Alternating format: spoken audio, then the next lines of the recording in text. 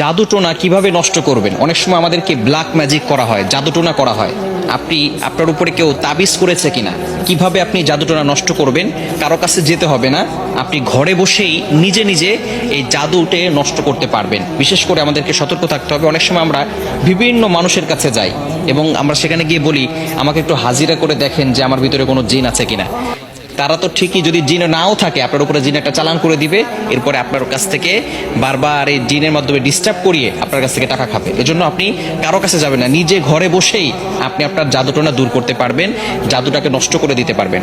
বর্তমান সমাজে ম্যাক্সিমাম সময় দেখা যাচ্ছে যে আত্মীয় স্বজন, একেবারে কাছের মানুষগুলো আপনাকে জাদুটোনা করে আপনার জীবনটাকে নষ্ট করে ফেলবে। অনেক সময় দেখবেন কিভাবে বুঝবেন, আপনি অনেক সময় অসুস্থ হয়ে পড়ছেন, কিছুই ভালো লাগে না, ঘরে ভালো লাগে না, দোকানে ভালো লাগে না, ব্যবসায়িক প্রতিষ্ঠানে ভালো লাগে না, অথবা ব্যবসায় বারবার লস হয়ে যাচ্ছে, অথবা সংসারে কোনো শান্তি নাই, স্বামী স্ত্রীর ভিতরে ঝগড়া হচ্ছে, অথবা কোনো মেয়ের বিয়ে হচ্ছে না। এই ধরনের কারণগুলো হচ্ছে ব্ল্যাক ম্যাজিক করা, জাদুটোনা করা। এটা হচ্ছে তার লক্ষণ। জাদুটোনা করেছে কিনা তার লক্ষণ হচ্ছে বারবার অসুস্থ হয়ে যাওয়া, বিভিন্নভাবে আপনি অসুস্থ হয়ে পড়ছেন। মেয়েটার বিয়ে হচ্ছে না, বারবার পাত্র আসে, দেখে সবকিছু ঠিকঠাক থাকে, যেদিন বিয়ে ডেট দিবে তার কিছুদিন আগে বলে বিয়ে করবো না। এরকম অনেকে হয়, অনেকে আমাদের কাছে ফোন দিয়ে বলে। এটা হচ্ছে ব্ল্যাক ম্যাজিক, জাদুটোনার একটি অন্যতম লক্ষণ। এরকম লক্ষণ যদি আপনার ভিতরে থেকে থাকে তাহলে আপনি জাদুটোনা কিভাবে নষ্ট করবেন আজকে বলে দিব। আপনারা খুব সুন্দর করে প্র্যাকটিক্যালি দেখাবো ইনশাল্লাহ। আপনি দেখে এটা যদি প্র্যাকটিস করেন ইনশাল্লাহ, জাদুটোনা যদি থেকে থাকে তাহলে আপনি নিজেই এটা করলে আপনার জাদুটোনা কেটে যাবে। ব্ল্যাক ম্যাজিক করে আপনাকে কেউ ক্ষতি করতে পারবে না এবং এরপর থেকে আপনাকে কিছু আমল করতে হবে। আচ্ছা, আমি আপনাদেরকে দেখাচ্ছি। কলম আছে নাকি কারো কাছে? এই যে একটা কলম। সর্বপ্রথম আপনি যে কাজটা করবেন, প্রথমে অজু করবেন। অজু করে আপনি সূরাতুল ফাতিহা একবার পড়বেন, সূরা ফালাক একবার পড়বেন, সূরা নাস একবার পড়বেন, সূরা ইখলাস একবার পড়বেন। এরপরে আয়াতুল কুরসি পড়বেন। প্রথমে সূরা ফাতিহা একবার, এরপরে সূরা ফালাক একবার, সূরা নাস একবার, এরপরে সূরা ইখলাস একবার, আয়াতুল কুরসি একবার। এটা পড়ার পরে এরপর আপনি একটা চেয়ারে বসবেন। অজু অবস্থায়, পবিত্র অবস্থায় চেয়ারে বসবেন। মনে রাখবেন কোরআনের ভিতরে আল্লাহ তাআলা শিফা দিয়েছেন। আল্লাহ তাআলা নিজেই বলে দিয়েছেন 15 নম্বর পারা 9 নম্বর পৃষ্ঠা 2 নম্বর লাইন সূরা বানী ইসরাঈলের 82 নম্বর আয়াতে আল্লাহ তাআলা বলছেন, ওয়া নুনাজ্জিলু মিনাল কুরআন মা হুয়া শিফাউ ওয়া রাহমাতুল লিল মুমিনিন। আমি আল্লাহ তাআলা মুমিনদের জন্য কোরআনটা শিফা স্বরূপ নাজিল করে দিয়েছি। প্রথমে আপনি বসবেন একটা চেয়ারের উপরে, পবিত্র হয়ে, অজু করে পবিত্র হয়ে তারপরে বসবেন। বসার পরে একবার সূরা ফাতিহা পড়বেন, এরপরে আপনি সূরা ইখলাস, সূরা ফালাক, সূরা নাস পড়বেন, এরপর আয়াতুল কুরসি পড়বেন। এরপরে আপনি 7 বার সূরা ফাতিহা পড়তে হবে। আউযুবিল্লাহ বিসমিল্লাহ সহকারে এই যে একটা ছুরি নেবেন ডান হাতে, এটা আমি পেন দিয়ে দেখাচ্ছি, আপনি একটা ছুরি নেবেন।